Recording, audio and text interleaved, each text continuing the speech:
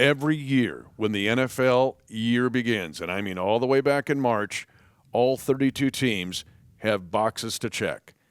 1, win the division. First priority. That gets you a home game and into the playoffs. But another box to check, try to get the one bye available in the AFC or the NFC. For the Kansas City Chiefs, chasing history, they have checked 2 boxes. They're in the playoffs. They've won the division. And now it's the next box to check. And it's all brought to you by Ticketmaster. Placement is down. Wright's kick is up. And the kick is good! Good! Good! Hi, everyone. Mitch Holthus, voice of the Chiefs, along with senior team reporter. And by the way, we have one of our Kingdom defenders, and I would say one of our more mature Kingdom defenders. He's retired. He loves watching everything we do. Okay. And he said, you've got to tell Matt or introduce Matt a different way than senior team reporter. I go, well, how am I supposed to do it? His name is Paul Hansen. He's a huge Chiefs fan, goes all the way back to he attended games in Municipal Stadium. He watches everything. He goes, I don't know, something like Grand Poobah of things. But anyway, Paul, and I think he might be the Paul of the Magic Hat on the Hallmark movie. Wow, okay. Yeah, he might be the actual figure that the movie was made of. The Ed Bigley Jr. character, yeah, that might be Paul Hansen himself in the flesh. And you met him. Oh, yeah, I've met him. And he's a big fan of Matt McMullen. Big It's always deal. Say hi to Matt. I'm with him, though. I'm not huge into titles, and with the senior team reporter always begs the question, who's the junior team reporter? So I understand what he's saying. But you would agree with him, you want a bigger or better title then? I mean, you can call me whatever you want. Talking Call about you the awesome, Chiefs for a living. Awesome. Matt's dad. Professional fan. That's how I feel sometimes. Really good dude. Let's just do that. Really good, smart dude. Really good, smart, passionate dude. All good traits.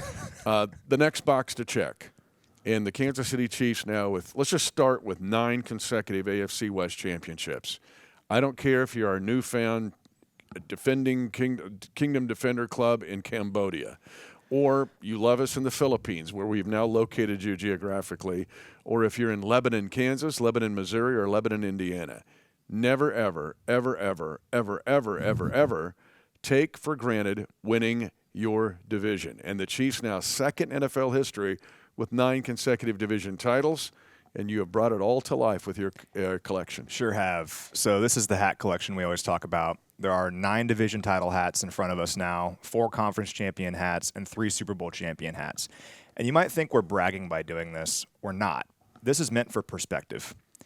So when I was an intern with the Chiefs back in 2016, I grew up in Kansas City. I could not believe I was interning with my favorite football team. And I didn't really do anything glamorous. I was just transcribing hours on end. But after the Chiefs won the division in 2016, when the streak began, every staff member, including all interns and seasonals, get gear. And I got this hat back in 2016. And I was so happy about it. I thought it was so cool. The Chiefs won the division, and I got a free hat from my favorite football team. And I hung on to it, and I thought, I'm never going to get rid of this. This is so cool that they gave me this. Well, I got hired full-time by the Chiefs the following year. And, of course, we won the division in 2017. That hat's up here somewhere, probably down there. Yeah, where is that one? Because that one's got special meaning. I think it's underneath the first Super Bowl one. Ah, yeah. This is it. Yep. Is that it? Yeah. So that's the 2017 hat. And I was like, this is cool. Now I have a collection. I have 2, right? Well, the next year in 2018, got a 3rd hat, and I started taking a photo of it and posting it on Twitter. So in 2018, posted a photo of my 3 division championship hats. And I'll never forget this.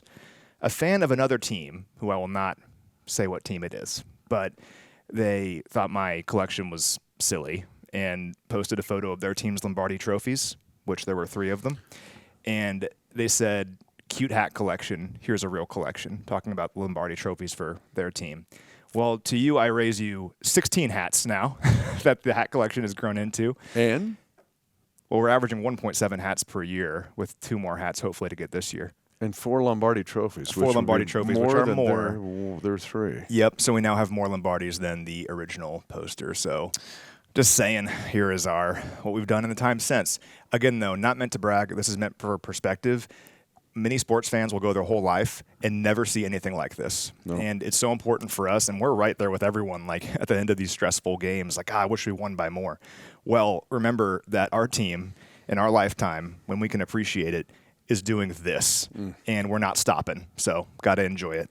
Have you heard from that poster? Have not heard from them. Not sure what happened to them. But anyway. Not way to go, or hey, you now have 4 Lombardis to our 3, and you have all these hats that we don't have these hats. You know, they were really eager to go after me when I had only 3 hats, and when you have 16, they don't seem to post anymore. I don't know what happened. Your back-to-back-to-back post there, because we were thinking it was so cool to win back-to-back-to-back. But this one, the first ever back-to-back, this team lost 6 out of 7 games. Yeah. They had to win 4 straight at the end to win the division. I remember it was a cold day against Miami. And Tom Hawley just went into the Chiefs Ring of Honor. He only played several games that year. He came back from an injury to play in that game and help wrap up that back-to-back division championship. So this hat, all of these hats have special meanings, but this one, to win the first one back-to-back was something else. And I remember that day beating Miami doing our Chiefs Rewind show and thinking, this is really cool. It's easy to look back at all this and to think, okay, we have 9 in a row and the Super Bowls and everything, and think that it's been easy. But every single one of these seasons had its own dose of adversity, of things that happened. And think about all the different players that have come through here. A trivia question for you while we're talking about it. Do you know the 3 guys that have been on every single one of these teams? On all the 16, all the way back, all 9 teams. All 9 teams, yeah. 3 guys. Chris Jones. Yep. Travis Kelce. Yep. Wasn't Pat. This is the fun one. The 16 still on the team. It wasn't Bud. He came in 17. You're close, though. James Winchester. James Winchester. So yeah, James that was Winchester. his first year. Yeah, James Winchester, Chris Jones, and Travis Kelce have been a part of all of these. Yeah. But every other player has come and gone, and it's been a matter of sustaining the success. It's the hardest thing to do. And speaking of that, when I was walking down to the studio with all these hats, which you look very ridiculous when you're carrying 16 hats, guess who I ran into? Brett Veach. I see Brett, and he's like, what are you carrying? And I'm like, these are our 16 championship hats over the last 9 years. And his expression was hilarious. He's like, oh, cool. And I looked at him, and I was like, you're the reason we have these. Thank you. And he's like, but yeah. Just no big deal. Always looking forward to the next thing. But, yeah, just got to enjoy it, everybody. I mean, how cool is this? I thought it was so awesome when the Chiefs had one of these and that we won the division. And to have all these now, I don't take it for granted. So nobody should. You know who else has all these? Who? Is my dad. He's got one. But he likes to put on, now he's going to get the new, I got to get him the new one, but he'll put on the side 8 consecutive, 7 consecutive, 6 consecutive. That's awesome. So he's going to put 9 consecutive on it, wears it around. My 92-year-old dad, so he can't wait to get the new division championship hat and put 9 consecutive on it. So which right here, this one. There it is, That's the new Dad. one. That's the coming. new one. Yep. We're going to get it to you, Dad, so you can have it for the holidays and for Christmas. But I feel like Coach Reed would be over my shoulder. You just said that, hey, Brett Veach is moving on to the next thing. And the next thing is to check the box. That's the theme of this episode of Defending the Kingdom. Check the next box. And by the way, in just a few minutes, we're going to hear from the Chiefs All-Pro cornerback, Trent McDuffie. He gives us some really interesting perspective, not just on all this, but where the Chiefs are right now with this defense, especially going into a game against the Cleveland Browns, which have been one of the most explosive offensive teams, even defensively in some ways, but offensively one of the more explosive teams in the NFL over the past 5 to 6 weeks. So we're going to hear from Deuce here very shortly. But before we do all that, we are moving on. Try to check the next box, which is get the bye in the AFC. 2021 changed everything. We've said it all along. When 2021 happened, they said 7 teams will be in the playoffs. That means 1 team will get a bye, not 2, 1. And that has made every game feel like a playoff game since the beginning of the 2021 season.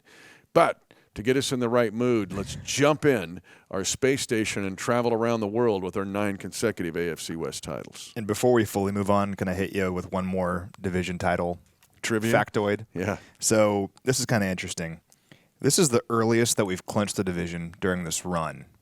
And we've clinched it during Week 14 a couple times, in 2019 and 2020, but you just mentioned the onset of the 17th game. So in 2019 and 2020, clinched it in Week 14 both of those years. Only 3 games were left in the regular season. To clinch it with 4 games left in the regular season is pretty crazy. So in 2016, it took all the way until the final week of the year. Yep. 2017 was Week 16. 2018, final week of the year. I mentioned 2019 and 2020 were both in week 14. 2021 was week 16. 2022, week 15, with that crazy game against the Texans. Won't forget that one.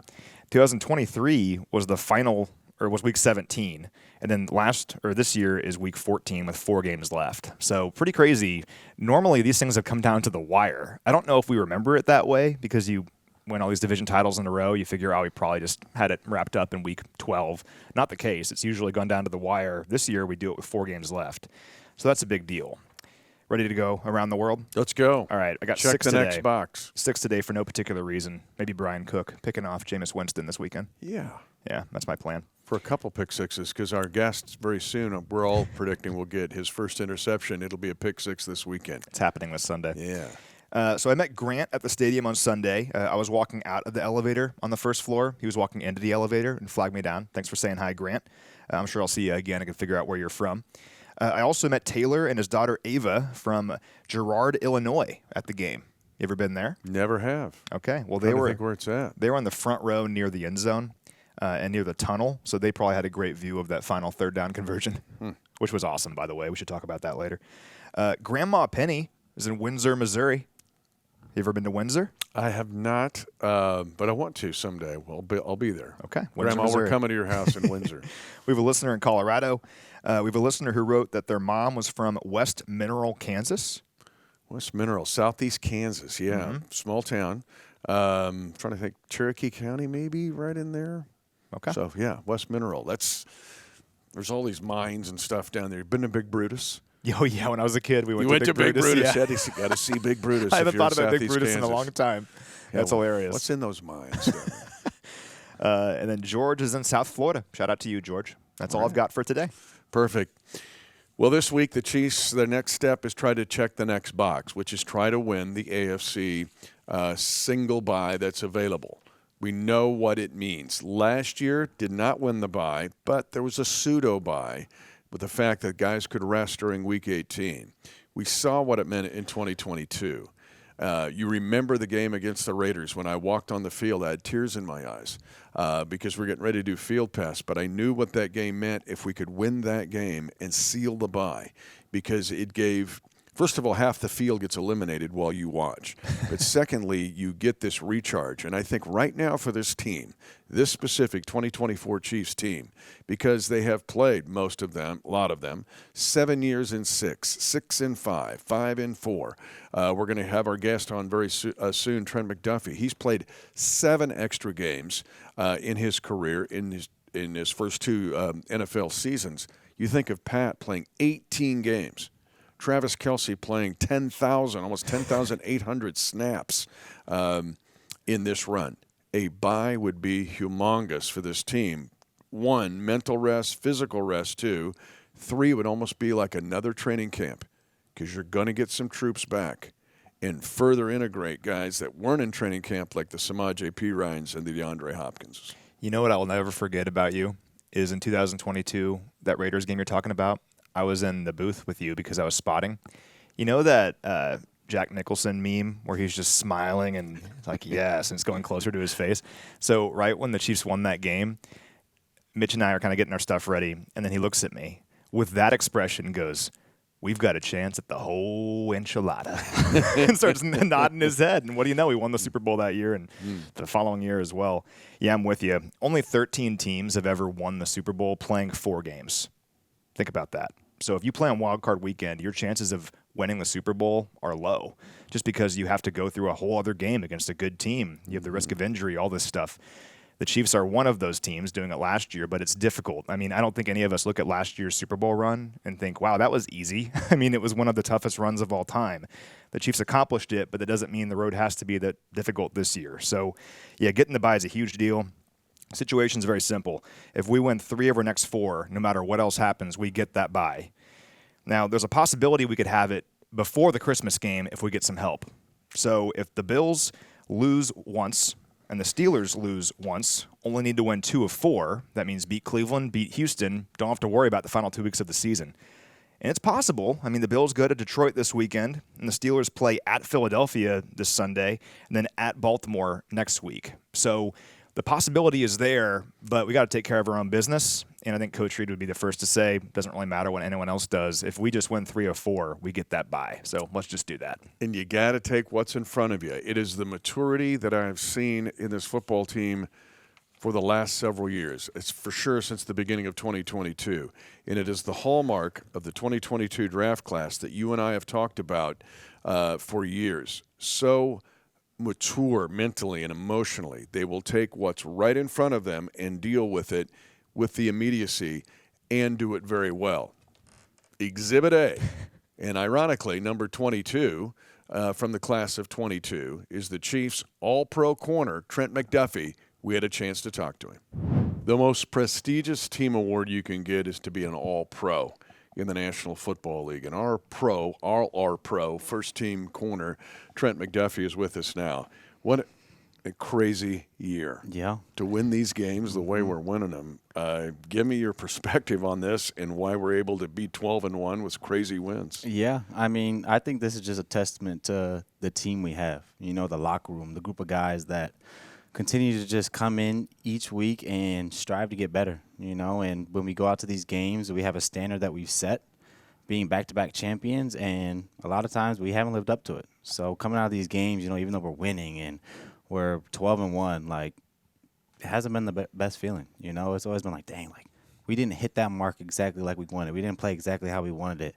And that kind of fuels you, you know. It kind of fuels you going into the next week like, okay, yeah, we won that, but let's do better. Like, that's always the mindset I feel like coming into work is, how are we going to get better? How are we going to get better? How are we going to get better? And that mentality is kind of just continue to allow us to propel through these tight games. You know, when Pat Mahomes has to go down the last drive last week and kill 4.5 minutes off the clock and win the game with the kick. Like, we won in ways that I've never seen. Block punts, I mean, walk-off punts, like, end the game, crazy plays. Like, you can't make it up. But each and every week, guys come in and no one's hanging their head down. No one's talking back to each other. It's just all love and all like, let's just continue to get better. And I love that.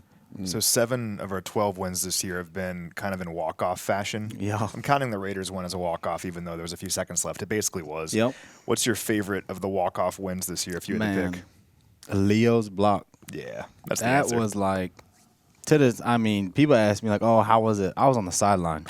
And he blocked it, and I think I stood there for like 20 seconds and just didn't move. I was just like looking around, like everybody celebrating. I'm like, did this just happen? Like, it didn't hit me. And when it finally did, I was just like, wow. Like, that's a lot to say. I mean, you block a punt or block a field goal to win the game, something's good on your side. I was just looking for flags. I was like, surely that isn't how the game's going to end. Like, I heard the crowd. I didn't even want to watch. I heard the crowd erupt. Like, I saw the play, and I'm just like, there's no way. Like, I've never seen a team win in this fashion.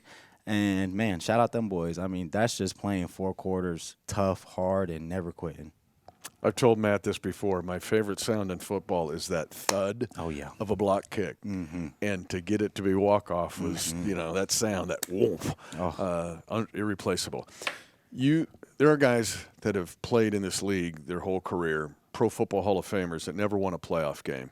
DJ Humphries is on this team now. He's played in 1. Yeah. D-Hop has won 2, and they're both wild card. Mm-hmm. You're part of one of the favorite classes I have of all time, the 22 draft class that is 7-0 in the playoffs. And I ask that as a precursor because it doesn't seem like there's any panic on either offense or defense in any situation. Why is that, and is that the case? Yeah.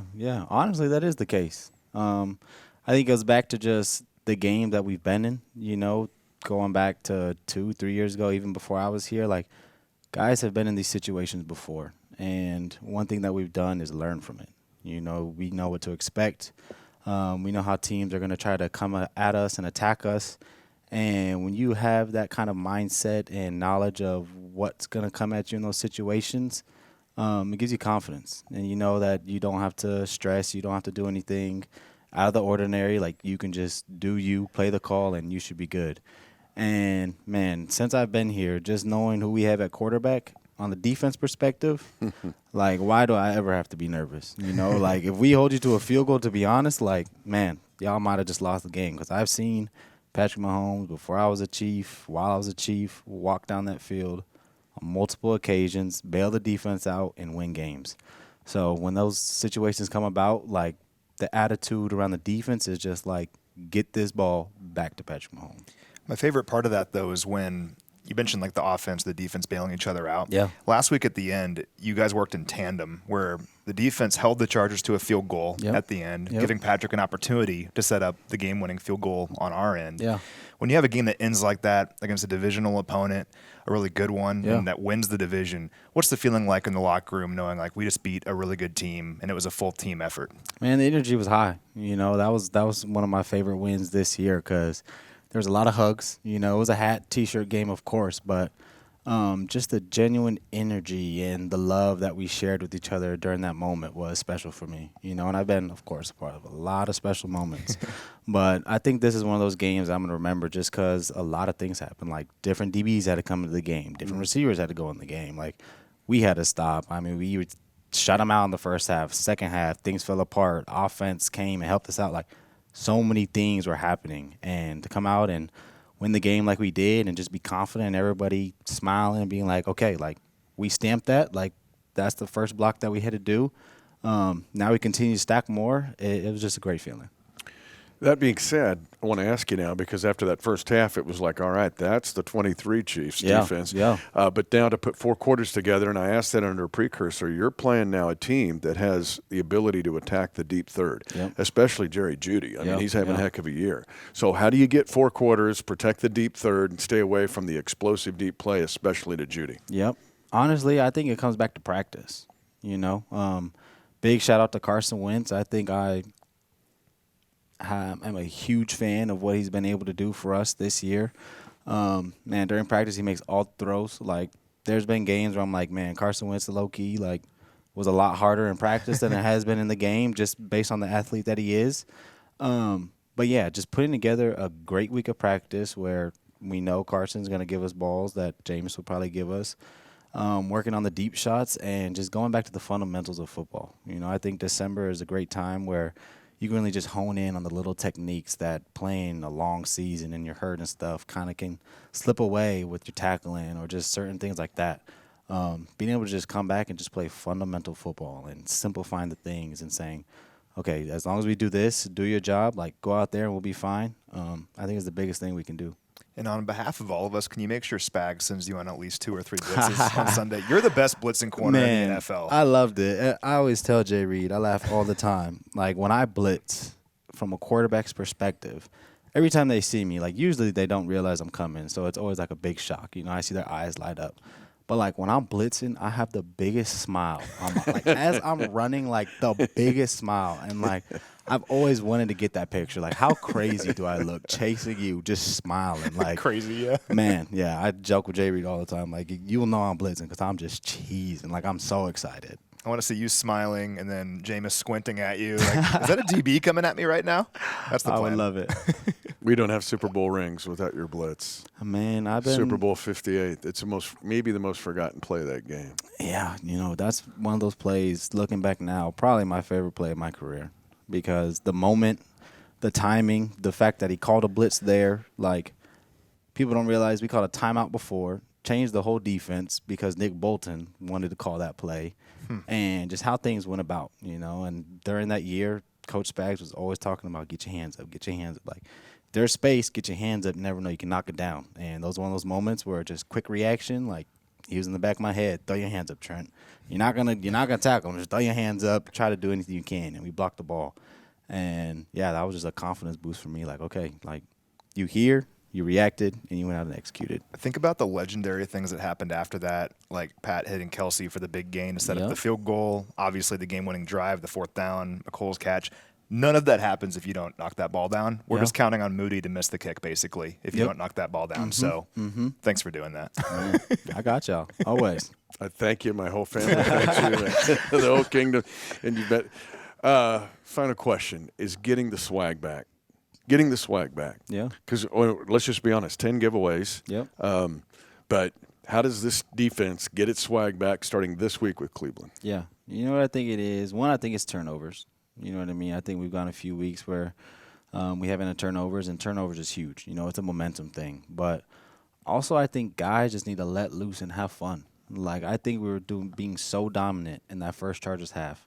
After every play, there was energy. Guys were hyped. Guys were having fun. Guys were running over to each other across the sideline. And shout out Nico Remigio, first time playing, getting some punts. And even if it was 5 yards or 10 yards, he was getting up turnt. And the whole sideline was jumping on him and all this. Like, when we're at our best, I can just see the energy of the team. It's infectious. We go out there as one, and we're just a whole unit. So not worrying so much about, like, the score, but just worrying about just being us and having fun doing it, I think is going to be the best way we can get our swag back, because the swag is just us being dogs out there and just flying around having fun.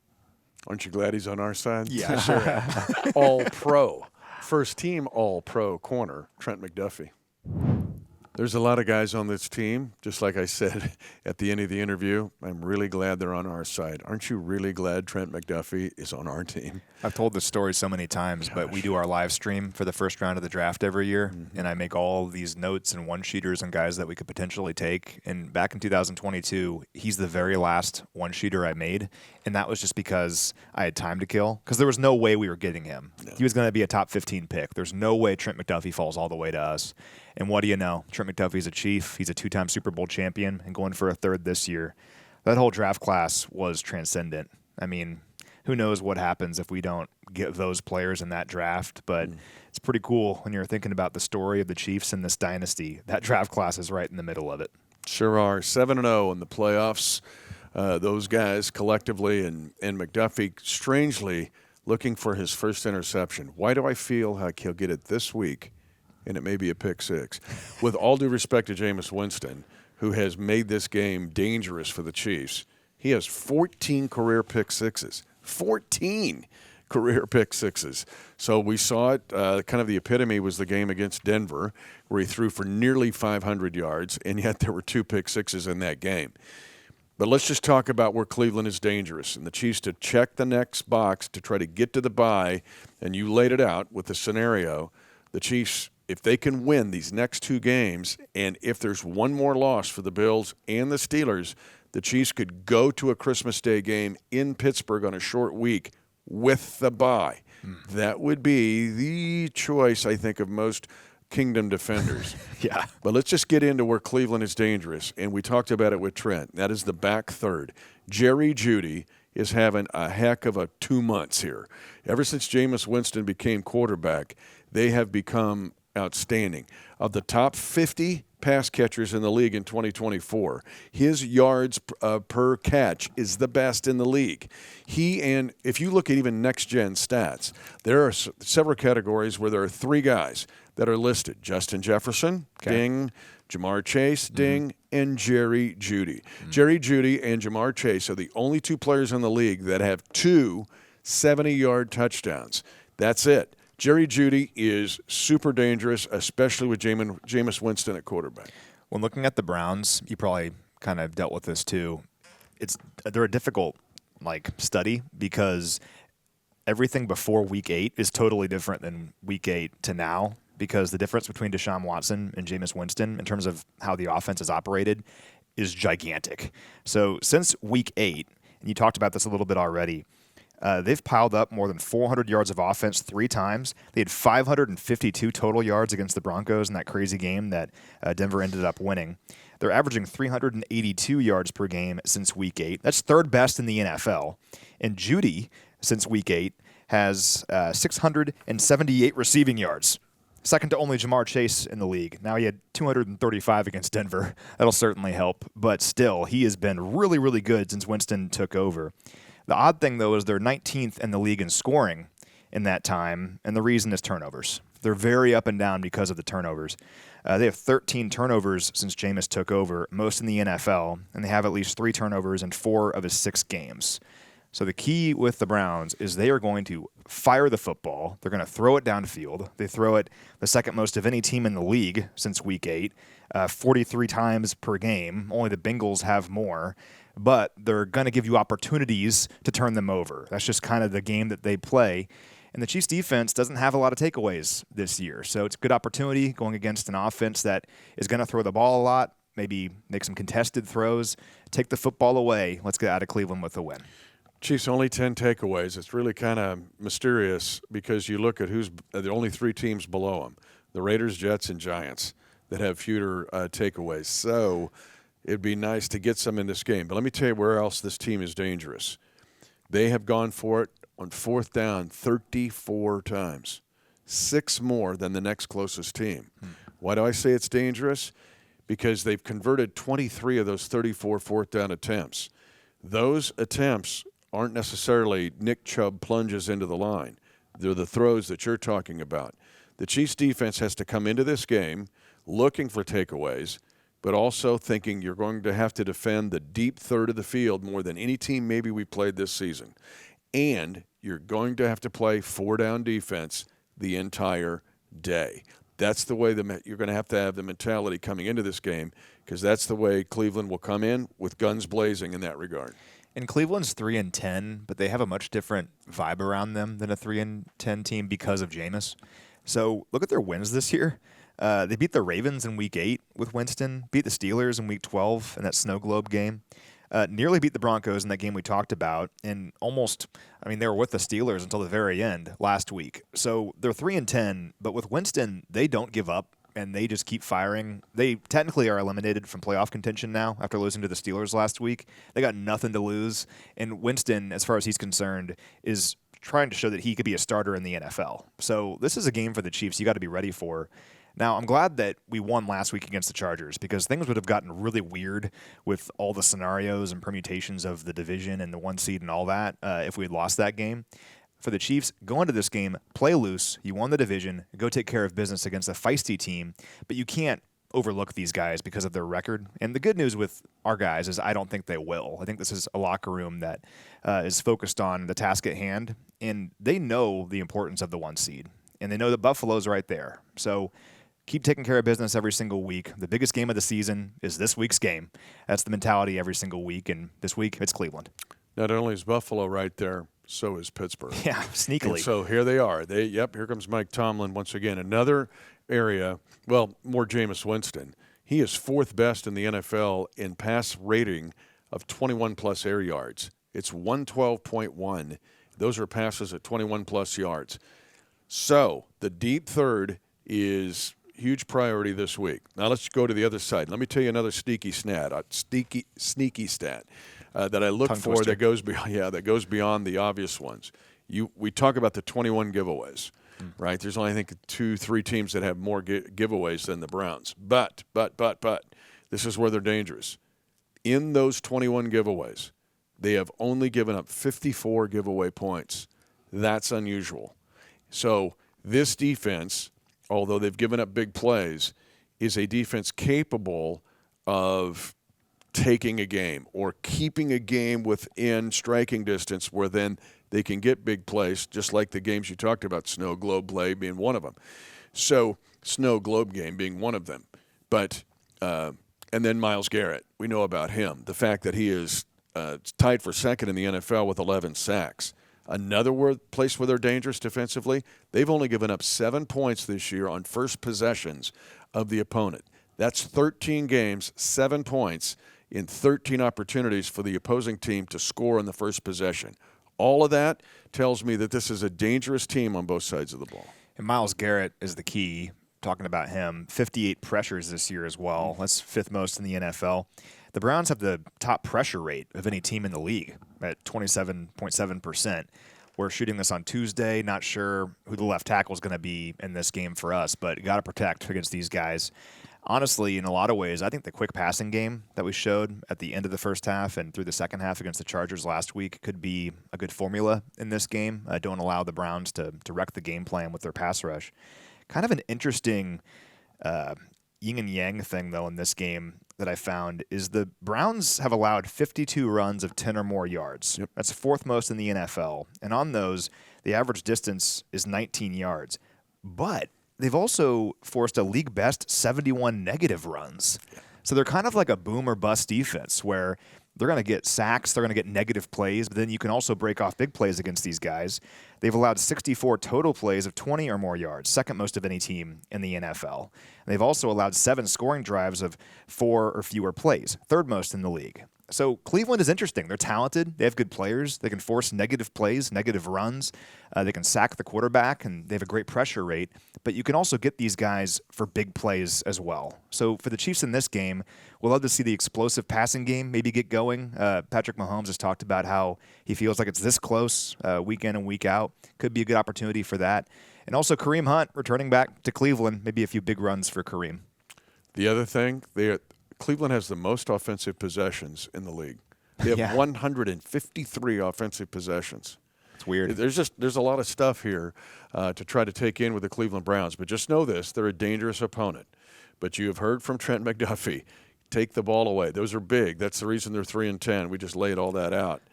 But, Matt, the Chiefs try to take care of business in this game. It'll be tougher than I think fans think.